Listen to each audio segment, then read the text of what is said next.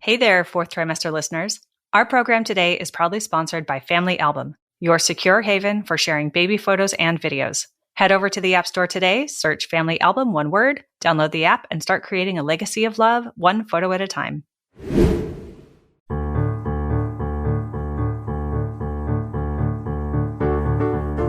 Hi, I'm Sarah Trott, and welcome to the Fourth Trimester Podcast. I'm a new mama, and this podcast is all about postpartum care for the first few months following birth, the time period also known as the fourth trimester.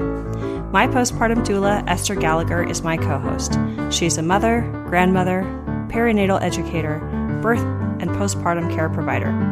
Fourth trimester care, our topic, is about the practical, emotional, and social support parents and baby require. And importantly, it helps set the tone for the continuing journey of parenting. Hi, this is Sarah Trott. Hi, it's Esther Gallagher. Yay! Sarah's sidekick. We're here together. Oh, If only that were true. the opposite is true. We're back to pick up on a part one. This is a part two for planning your birth plan, or as we call it, birth intentions document. We did part one, many months ago, and I believe it's episode 13. If you want to go back and listen to episode 13, or check out the birth plan itself, which is a downloadable document on our website. So you can download that and then follow along with us as we go and we talk. But really, I'm going to hand the mic over to Esther in just a moment. Before I do, I'm going to remind everyone that we have our website, which is fourthtrimesterpodcast.com. You can follow us on Twitter, on Instagram, on Facebook, on Pinterest even, if you like.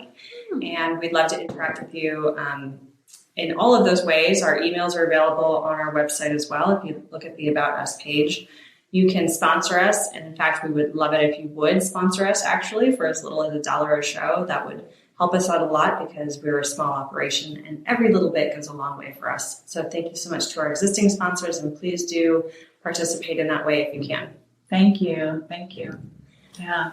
All right. So Esther, okay, we left off talking about consulting about medical procedures. So let's just get everyone in the right mindset here. So we're thinking about what's actually happening if in a home birth or a hospital birth or other environment kind of Center. place. Mm-hmm. Yeah, birth center.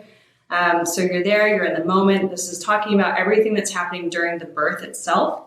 And, having these things written down is really helpful for everyone in the room to kind of get on the same page about if something comes up, how would we want to respond, so that there aren't that many open-ended questions. Because in the moment, I think everyone wants to be focused on having a healthy baby and a healthy mom. Mm-hmm. So, all right, we left off talking about EFM. Yeah. So actually, we left off talking about getting some privacy around making any non-emergency decisions about medical procedures, etc. And so we're going to jump in and talk about electronic fetal monitoring, which is pretty standard in the hospital setting. Everybody gets some amount of that done during your labor and birth.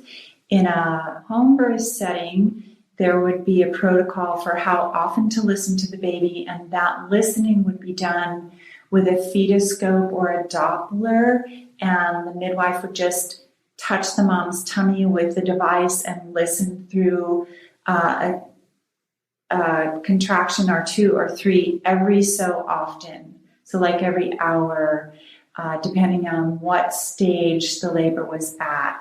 You would not, in a home birth setting, have a monitor strapped to your tummy the whole time during labor. Now, in the hospital setting, sometimes you have to really advocate for yourself if you want what we call intermittent monitoring. And that would be a term that you could use in your preferences plan. And so long as you came into the hospital having experienced a healthy, normal pregnancy and a healthy, normal course of labor, you would be entitled to not be subjected to continuous fetal monitoring. There are good reasons why you might be subjected to continuous fetal monitoring, but if it's your preference not to, it's something that you can address in your birth preferences, and in which case they would have to be giving you a good reason why they feel your baby requires continuous monitoring. Now, along with that fetal monitoring, you would also be having your contractions monitored. And typically with these external devices, that's a rough guesstimate about how strong your contractions are. It does not give us any sort of specific measurement, but it will tell us if the monitoring is working appropriately. It will tell us how often your contractions are and more or less how long they are, and maybe relative to each other how strong they are.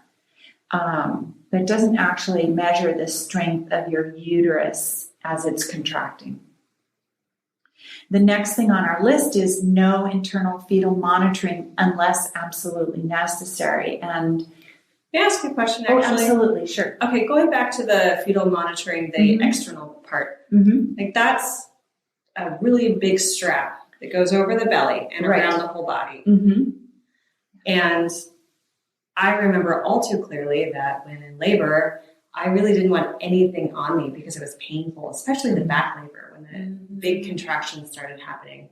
So I see a very practical purpose. I just wanted to add this in to avoiding having that on if it's not medically necessary, because it'll be a lot more comfortable during labor. Yeah. I'm going to be able to move around and walk around and not be chained to something that's 2 feet away and have it be squeezing you. Yeah. Oh, ouch. Yeah.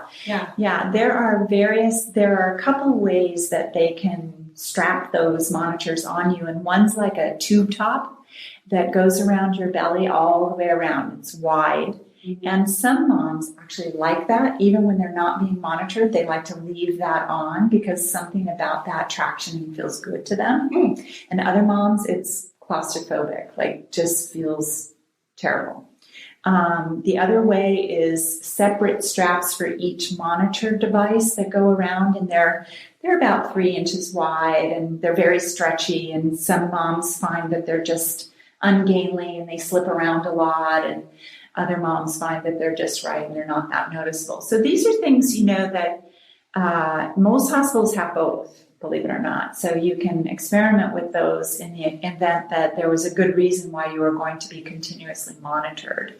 Neither one is a perfect solution. In my 39 years of watching people in labor, there's always something about them that's a little irritating. Now, that's not a reason why we shouldn't do it, but if there's good reason that you don't have to have them, that's always nice. And the thing to really ask about is, can you not wear those things? And when you need to be monitored, the nurse can just hold the fetal monitor to your tummy while you're having that surge, right? That is actually possible to do. Right? Just like it's also possible in most settings to use the remote telemetry. That's a device that allows you to walk away from the monitor without being plugged in and tethered by a 4-foot cord. Right. So these are all some of the options around touching in with your baby and making sure that they are faring well with your labor, which is important. Right? It's just that it doesn't necessarily have to be constant. Yep.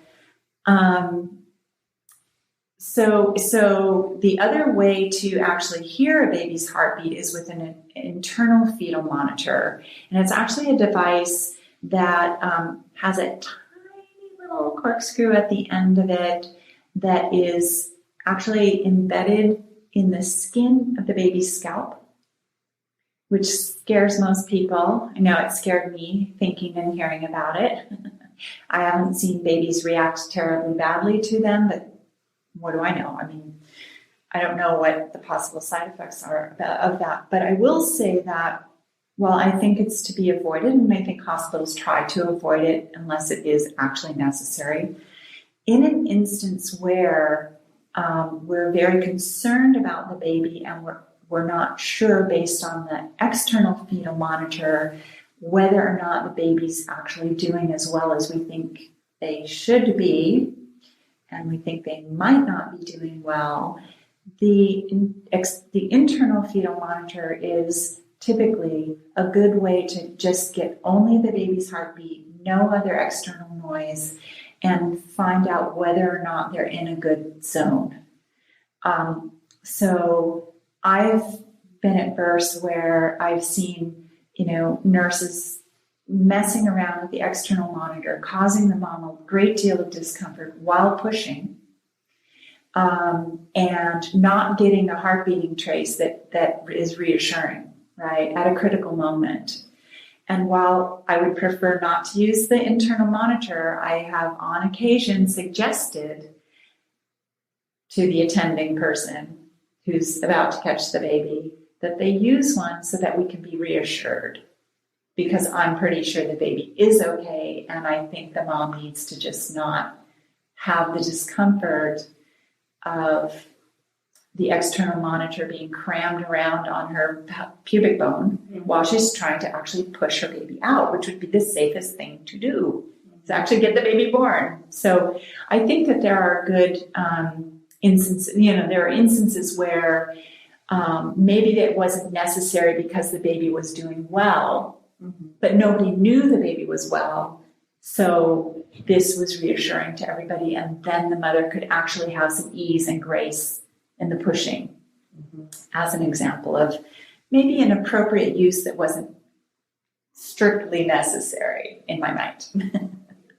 And again, it's because the electronic fetal monitoring, the external fetal monitor, is such a bad design. It's a bad design. Let's say it together. Bad design. Bad design. Within the next 5 years, I expect to see a much smarter engineering job, design job. And if we don't see it in the next 10 years, I don't know why women will keep having their babies in the hospital. Because it's long overdue. So our next item is keep vaginal exams to a minimum. There are a couple of reasons why that could be important to you. One is that you may be somebody who experiences a great deal of discomfort in labor, both being on your back and being examined vaginally. You can expect that it's going to be pretty uncomfortable to go through exams. There are good reasons to have exams during labor, but it's not a good reason to have an exam just because the doctor happens to show up and wants to, right? So good reasons would be that you feel that your labor is changing and you want to make a good decision about whether and how and in what forms you want to experience better comfort with your labor. Remembering that labor must get longer, stronger, closer together, much more intense. So as your labor gets that way, and you're thinking, gosh, I'm not sure that I want to hew to my intention of having a quote-unquote natural childbirth, I'm really thinking about some other medical pain management, then I always think that it's a really great idea to have an exam to determine where you are currently in your labor, just in terms of dilation and effacement, vis-a-vis how long you've been in labor, and some very broad, loose prediction around how long you will be in labor. Because I think those are the sorts of things that we have to talk about when moms are thinking that they somehow can't go on. As Sarah probably remembers, it's one thing to find out that you're 3 centimeters, and it's another thing to find out you're 7 centimeters. And what that means in terms of where your labor's going and how it's going can make the difference between, getting pain medication that you maybe later would prefer not to have gotten because you have this idea that you wanted a natural childbirth, and being able to ask your birth team to sort of lean in or expect them to. Really, you shouldn't have to ask. Lean in and support you a little more deeply, get you into the shower or the tub to kind of get you over the hump of transition labor. That kind of information should be very, very helpful to your doula in terms of helping you make good choices around what you need for support, and also might inform you as to whether you feel like you're going to be able to hang in there a little longer or not. I mean, it's perfectly wide open, your choice, no judgments about that in any way, but that's a place where you and your birth team can help you make good decisions about where to go next. Mm-hmm. So I have a good friend who was having her second baby, a little boy, and she was in the hospital, and she thought she was quite a ways along. The doctor was very busy. Some nurses had come in and out, and they said, well, all right, let's get your epidural going. And she said, well, can you tell me how close I am? Because I feel like I'm close. And if I'm close, then I'd just like to go for it and try it.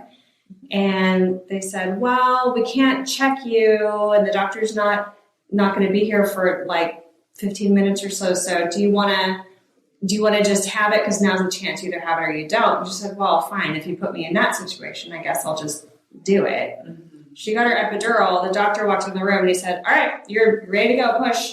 And she just felt so disappointed that had they just checked, she would have really known where she was and probably been able to have a natural birth without the epidural. No problem. Yeah. And I have to say that's a kind of emotional blackmail that should never happen to women in the hospital setting. Like, I've heard that story so many times. Mm-hmm. Right? Like, so many times. Like, rather than saying to a mom who's like really working hard, wow, you're doing great, let's see what we can do to help you through this phase, because it's probably going to be soon, which is way more encouraging, right? Mm-hmm. And why a nurse couldn't have checked her is beyond me. Nurses can do vaginal exams, right? They can. Just to see how part of their job. Yeah. Mm-hmm.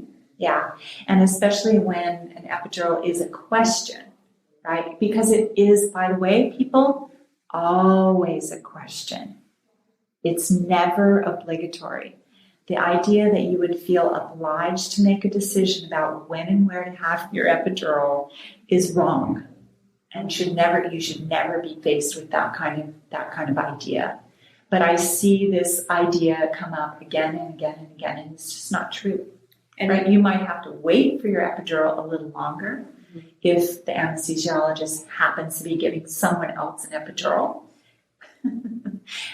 But that doesn't mean you should have gotten an epidural, right? Right. Doesn't mean you should have gotten an epidural. Would you say the same is true for other drugs like the Pitocin or pain relievers, things like that? Pitocin, which is to speed up labor. Certainly. Well, in any case, if you were thinking that you wanted something because you felt like it was early on, they just don't give you fentanyl once you start to be in really active labor. And what's that? Not a choice. So fentanyl is a narcotic, right? It's a very powerful, potent narcotic that, because of its deep power to, depress your body and make you feel sleepy and drowsy. And for some people, they can actually fall asleep under the influence of this drug. Mm-hmm.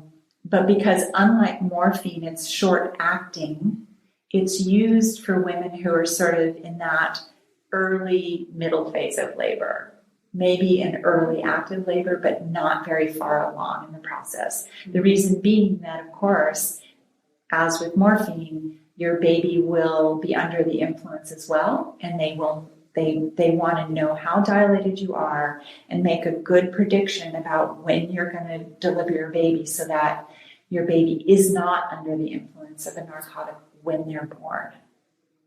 Okay? So you should never, honestly, I don't think it's intelligent to use morphine or fentanyl if you have not been recently examined to tell where you are in terms of your effacement and dilation, because those drugs should only be used in the latent or early phase of labor. You said late or early? Or latent. So before early. 3 centimeters, early. Yeah. Only in the earliest stages. Yeah. And just to be clear, a woman who's been having contractions that have been keeping her up all night, who isn't yet dilating and effacing, might be a good candidate for some morphine and some sleep, right? Because it might be 3 more nights before she delivers a baby. Right? So while I am certainly as big a proponent for quote unquote natural childbirth as there is, I also think there are some very, very good applications of medicine, including narcotics, for certain kinds of labor that women are experiencing. So, some morphine sleep in a latent labor, what we call prodromal labor, might make the difference for a mother who's hoping to avoid an epidural, right? Because she'll get some sleep and maybe feel better energy for the labor that she ultimately has. No promises, but certainly it's something that I think is worthy of a try for moms. Right. So, and since we're on the topic, just kind of continuing along the path of what we were talking before, the relationship between the fetal monitoring and the drugs is really hand in hand, isn't it? Oftentimes, right? I've heard certainly, yeah. If you're going to have fentanyl, I think that they are going to want you to also have an IV, perhaps, and or be continuously monitoring the baby to see that they respond appropriately. Yeah. I've not necessarily with the morphine, believe it or not. Oh, right. They'll actually send you home with that. Okay. Yeah. It's a much milder drug. It'd be much nicer to sleep at home, I think, in one's own bed if that were an option. So I've heard about this cycle of, as it relates to cesareans, for example, a cycle of Pitocin, which increases cramping and increases contractions or surges. That's really painful. So as a result, get some pain medication. Yeah, and that's what people say about it. And I'm here to tell you that if for some reason you are a candidate for Pitocin to augment your labor, the best thing for you is to consider it as a natural augmentation of labor. The trick with Pitocin, and they no longer give Pitocin to a woman who isn't starting to have a ripe cervix. In the old days, the reason Pitocin was so daunting for women is that we did not have misoprostol and Cervidil to help ripen the cervix, to get it to a state where it was going to be able to dilate. Okay. The other thing about Pitocin is that often because of all the distractions involved in being in the hospital, having an IV, having the fetal monitor going, etc., women often aren't in a state where they're really tuned into their labor. And so they tend to experience the Pitocin contractions sort of crashing into them before they're quote unquote ready. Okay. Whereas if they were just kind of internal, the way women often allow themselves to become with a labor that's quote unquote natural, right? They're just sort of committed to labor and they're in their labor. And so when I'm working with clients who are either being induced or augmented in their labor, I try to remind them that we don't have to talk. It's okay to just listen to the labor and listen deeply and hear those little quiet notes of a contraction about to come. Because, I'm sure you even remember, Sarah, there was a point in your labor where, if you didn't give every ounce of your attention to just being present for what was actually happening in the moment, it was going to crash over you like a big old wave, right? And mess you up. So So I think that the lore about Pitocin is a little heavy-handed. It sets women up for a kind of collapse around the project of having a baby in a way that it doesn't have to.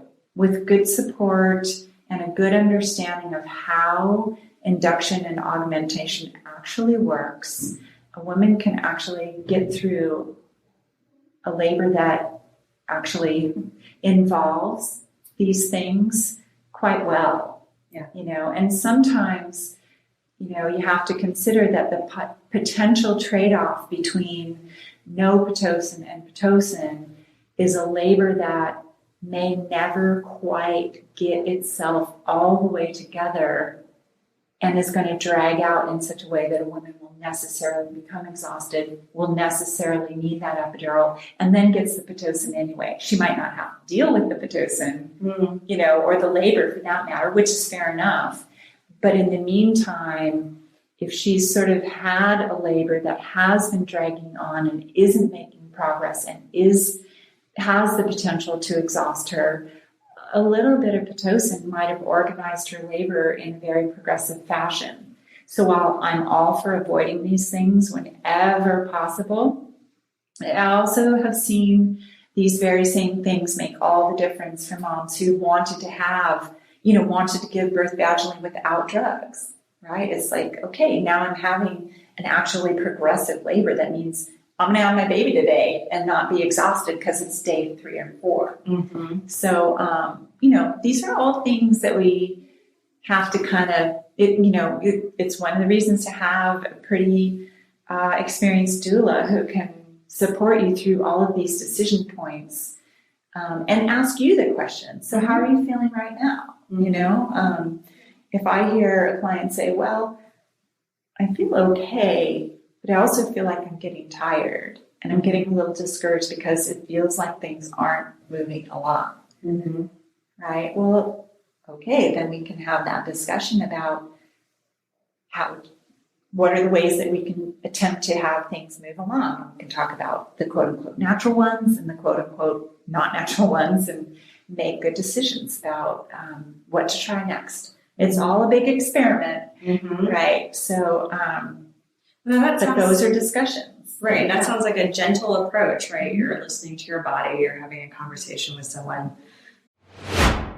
Hey, fellow parents, can we take a moment to reflect on the joyous chaos that is parenthood? You know those days when our hearts swell with love at the sight of our little ones and we're bursting at the seams to share every adorable moment with the world. But let's be real. Some things are better kept in the family, and your loved ones who matter the most aren't always close by, and they might not be that tech-savvy either. So how can you easily share your baby's beautiful growth with loved ones while keeping your precious memories secure?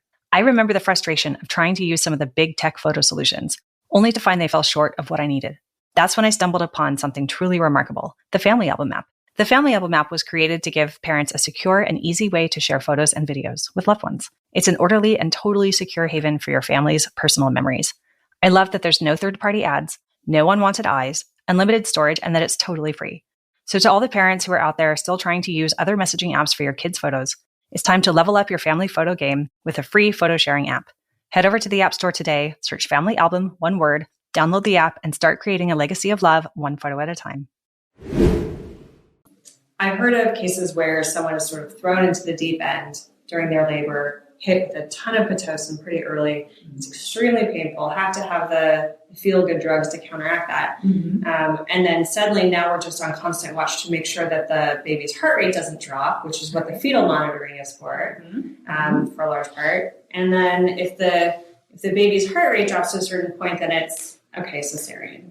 Right. And those scenarios can precipitate. Right. And so and the thing that was really interesting for me, just as an observer of cases like this, is that those heavy contractions, I think you might have even said this in a previous conversation, that the body is squeezing that baby really hard in a way that kind of isn't as natural as if the body were on its own. And that squeezing is sometimes what can cause the baby's heart to race or react in a funny way. Right. So here's what babies need to get through a surge, right? They need good oxygenation between the contractions so that they can have enough oxygen on board during the squeeze that they make it through, right? So there's two elements to this. One is, what is the quality of the squeeze? Really, usually it's duration. Like, is it going on too long? Okay. Now, I've seen women in quote unquote natural labor have contractions that need to stop and aren't stopping. Okay. Just so you know, that's possible. Okay. That's called a tetanic contraction, like tetanus, where the muscle grips and doesn't relax. I just hear the Titanic ship. Yeah. Yes. Most people going out of control through the ocean. Yeah. Right. So tetanic contractions are possible in nature. Okay. And on occasion, Pitocin might precipitate something like that as well. So that's why we're monitoring the baby as good a reason as any. Is this baby getting enough oxygen that whatever contractions the mom is having, the baby can make their way through that contraction to the end without sort of dropping down because they no longer have enough oxygen to kind of carry them through. So we see those decelerations in the heart rate at the end, like after a contraction's over, then the baby sinks. And that's kind of what we call an ominous, reading of the baby. And I have seen that turn around just by getting mothers to breathe deeply in and all the way out continuously throughout not only the contraction itself, but in between. In other words, don't just fall asleep and not breathe between surges, okay, which some moms do in transition labor, which is the longest, strongest, closest together surges that most women have, okay? So again, I want to emphasize that just because you have Pitocin doesn't mean that will happen. Right. Right? Yeah. It's not about scaring someone out of ever using it. Right. And you're responsible for breathing well for your baby during labor, whatever stage of labor you're in. So nice, deep, slow, thorough ins, thorough outs, so that you're making room for a lot of oxygen in your body. In fact, I've seen women turn those decelerations around completely by themselves by doing what we would call in physical training front loading, right? Where you so notice I'm taking a really strong in-breath and I'm really blowing it out. I'm getting rid of that CO2 so that I make room for oxygen, and I'm doing it kind of hyperventilation style. I'm really trying to get that loaded on heavy before I do the next thing. Yeah. Now, I feel better too, by the way. It really wakes you up. It makes you feel kind of less pain and really ready for the next thing. So normally I wouldn't want a mom hyperventilating, which is actually usually hypoventilating, where they're not actually breathing out and getting rid of the CO2. Yeah. Okay. You have got to release the CO2 and then take a big suck in and get the oxygen loaded on your red blood cells for the baby. Yeah. Okay. So yeah, great question, Sarah, because I'm really seeing the difference with my clients in terms of like, can they just wake up and be part of the project and really help themselves and their baby get through this phase? Because it's usually just a phase, but it is a phase where it's often the case that the hospital say, okay, things are going wrong. We've got to intervene. And then, and then unplanned cesarean, which is such a high rate here in the United States. And I just want to mention that although the data has been available for a long time, we noticed that Yelp recently, for California and maybe other states too, made data on cesarean rates hospital by hospital available on Yelp. I mean, we don't get sponsored by Yelp. That would be great if they wanted to sponsor us and they hear this, please do, by all means. But I'm just mentioning it because it's a handy little tool. And if you're thinking about, what you'd like to happen, that could be part of a consideration, although I think the truth is that the more interesting data would be cesarean by doctor, and that's not necessarily available. Yeah. But by hospital is insightful as well. And I think what I'll say about that, Sarah, is that when you're looking at hospital statistics, one of the things that should be taken into consideration, and I do not know whether Yelp does this, is whether or not that hospital is, say, for instance, a magnet hospital for high-risk mothers, right? Mm-hmm. That's going to naturally sway the number of C-sections, because if you've got a high-risk mom, you're more likely to need to intervene on that pregnancy and or labor and delivery than you would with a mother who comes in presenting with a very healthy end of pregnancy. Yeah, the data comes from, not from Yelp themselves, but from an underlying system. We'll have to look it up and mention it on this on our website. But I believe that was taken into account. Yeah. I believe they took care of that to even out the scores. Yeah. There was a good little article or TED Talk or something where the person sort of parsing all of this said, what we really need in America in general are less unnecessary C-sections and more necessary C-sections. So in other words, there are situations where a C-section could be done that would actually be proactively make for the best outcome, and those aren't being done. Yeah. Right? And so we're pushing some pregnancies past where they're healthy and normal, and then not doing a C-section that might have actually meant a better outcome for mom and baby. But we're doing far too many on balance. We're doing far too many C-sections that could have and should have been avoided. So we're in that funny place where we're not utilizing the technology of C-sections in the way it was really should have been intended to be used. Just to circle back around to C-sections, one of the things that doesn't often get mentioned is that because part of the drug mix for the epidural involves a narcotic like morphine, those sorts of drugs tend to drop mother's blood pressure. And that's one of the reasons why if you didn't have one yet, you would be given an IV to prop up your blood pressure, to make sure you're very well hydrated when those drugs take effect so that your blood pressure does not drop precipitously, which would affect the baby. It affects the blood flow through the placenta and the cord to the baby. So it's not a great idea to get an epidural without making sure you're well hydrated. And by the way, being decently hydrated for labor is important in any case. It can slow your labor down.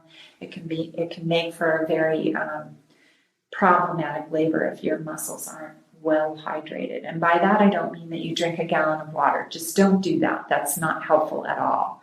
Sip hydrating beverages continuously and make sure you pee every couple of hours. That's baseline for getting through labor. Mm-hmm. Okay, another reason to keep vaginal exams to a minimum, besides just the discomfort of it and the fact that you don't really need to know unless you need to know, is that especially if your bag of waters is open, then each time we do a vaginal exam, we're actually potentially pushing bacteria in and up towards the uterus and increasing the potential risk for infection. So that's another good reason to keep those to a minimum. And having said all that, I just want to reiterate that it's just a really good idea to get a vaginal exam if you're at a place in your labor where you feel like you need to make a decision about anything. Knowing your status of labor is a good piece of information. And if you're going to be examined, before you get examined, it's a good idea to ask the examiner, can you please check not only my dilation and effacement, but also the position of the baby in terms of descent. So we call that station. That you want to know what station the baby's in and what position the head's in. So does that mean your baby's anterior, posterior, or asynclitic. Those are all good words to use in labor, or for your doula to use in labor, especially if they know what they mean. What do they mean? So anterior baby is a baby who's in the proper, for most pelvises, the proper position. The back of the baby's head is towards mom's pubis, right? Pubic bone. So if mom is laying on her back, then the baby's back is facing the ceiling. Right. Yeah. So the mother's anterior, okay? That means the front. The posterior means the back. Right? In fact, some people use posterior to mean butt. The mom's posterior is her back side. A baby who's in a posterior position can make for a longer, more challenging labor with a tremendous amount of back pain. In which case, if you're having any of that, get on your hands and knees and stay there. That's when if mom's laying on her back, the baby's back is also facing the floor. Right. Yeah. Exactly. So optimally, the baby is in an anterior position with the back of their head slightly to the mother's left until they get into position for pushing. Asynclitic means that the baby's head is actually tilted in relationship to the pelvis itself.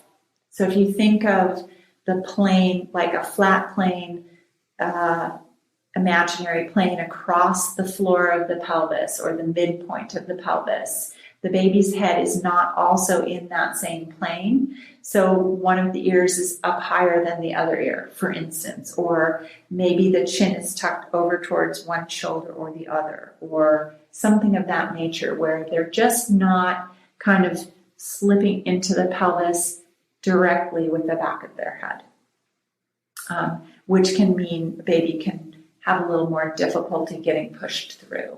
Mm-hmm. All of these things can be potentially can be adjusted, right?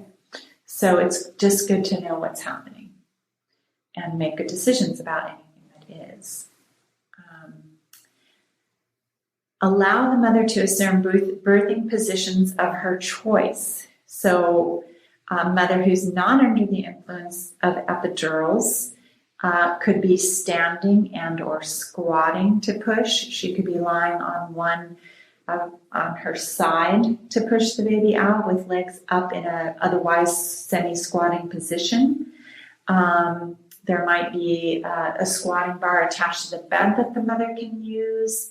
Plenty of babies are born with moms on their hands and knees, and that's particularly important if a baby's going to be born posterior. It's actually a good position to give birth to a posterior baby. You could imagine other possibilities. Leaning over the bed, so not quite hands and knees, a mom's standing, but leaning forward. We may end up getting into part 3 of this, but we'll just keep going. Okay, so, and, during the pushing phase, you may try all kinds of different positions before you finally feel like you've found the one that feels progressive for you. So do experiment if that seems right. That's the kind of situation where it's really helpful to a mom to have people around who are going to suggest shifts and changes depending on how pushing is going. Mm-hmm. And we'll do 2 more of these because I think that it's a great sort of segue to the last part. Okay? Yeah, maybe getting to part 3. Part 3, which would be after birth. Yes. Yeah. It says, please use warm compress and counter pressure instead of perineal massage to help avoid tearing or episiotomy. So most moms are going to be able to give birth without, most of us on the planet or having been born over the millions of years that we've been around would have been given birth by women who had very little assistance and would have given birth without major tearing.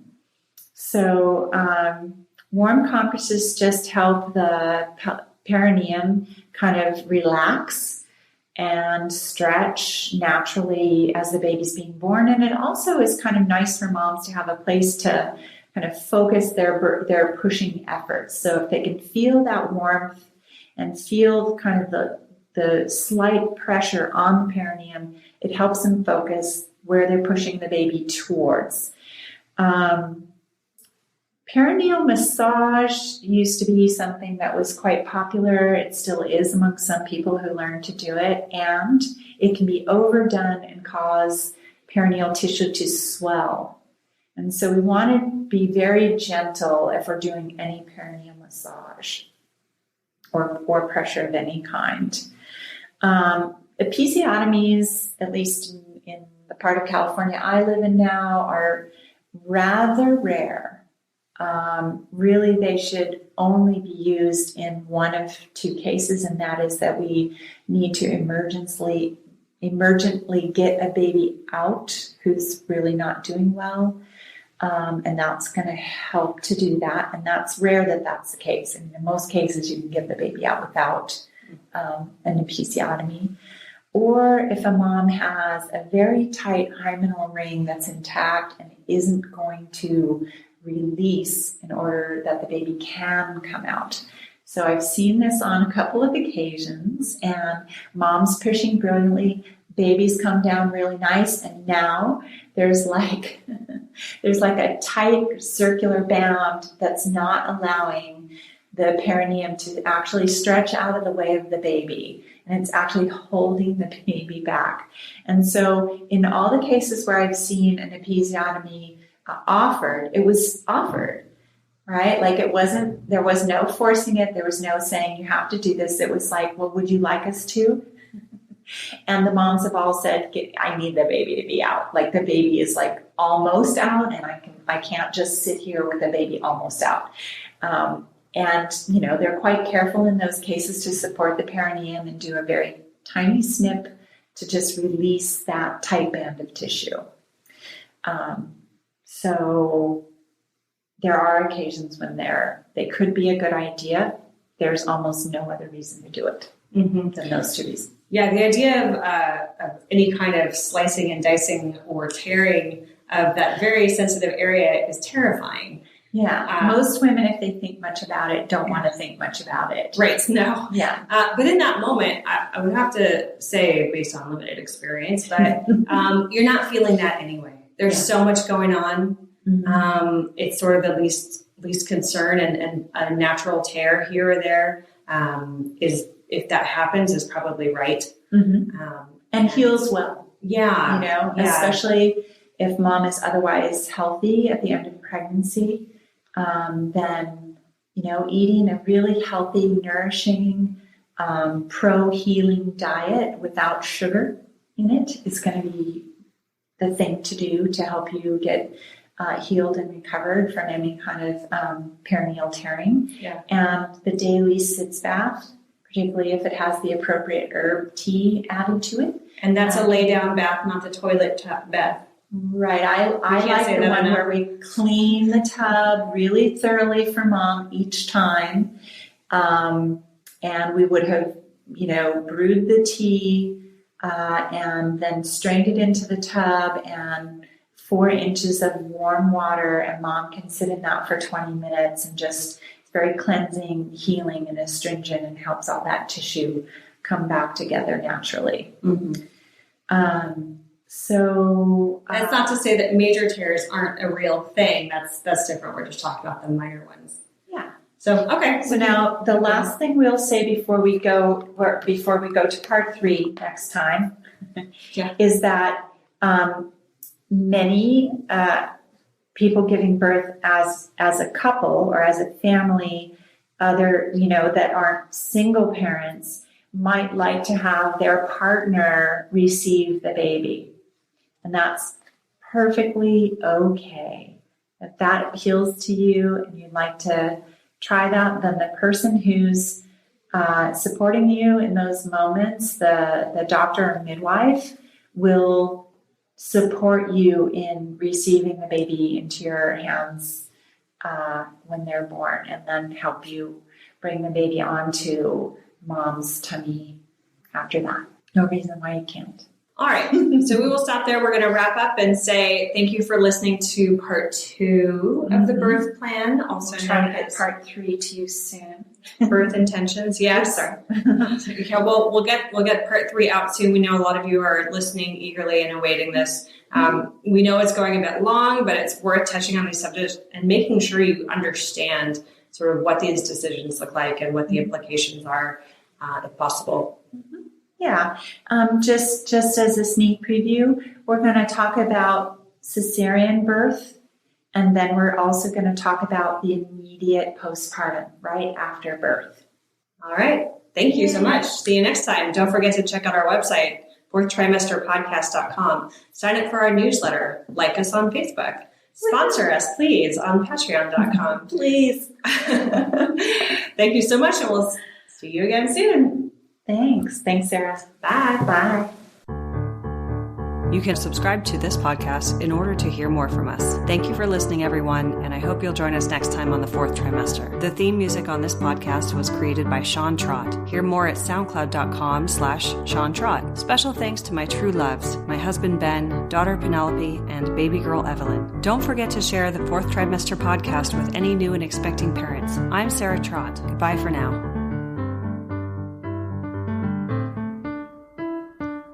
Hello again, bicycle man. I know you're doing all that you can. I wrote the song, simple and true. I wrote the song, I'll sing a song for you.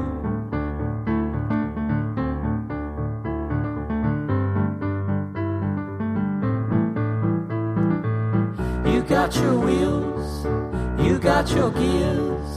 You ride around town without any fear. You got your pedals, you got your brakes. You always wear your helmet for safety's sake.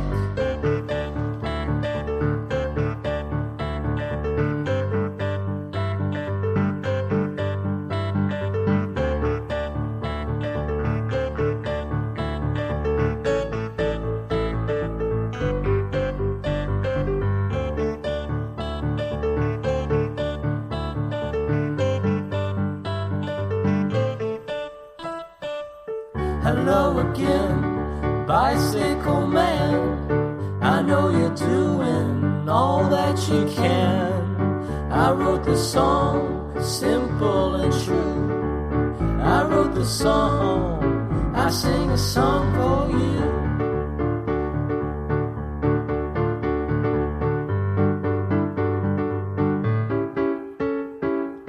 Hello again, bicycle man. I know you're doing the best that you can. I wrote the song, simple and true. I wrote the song, I sing a song for you.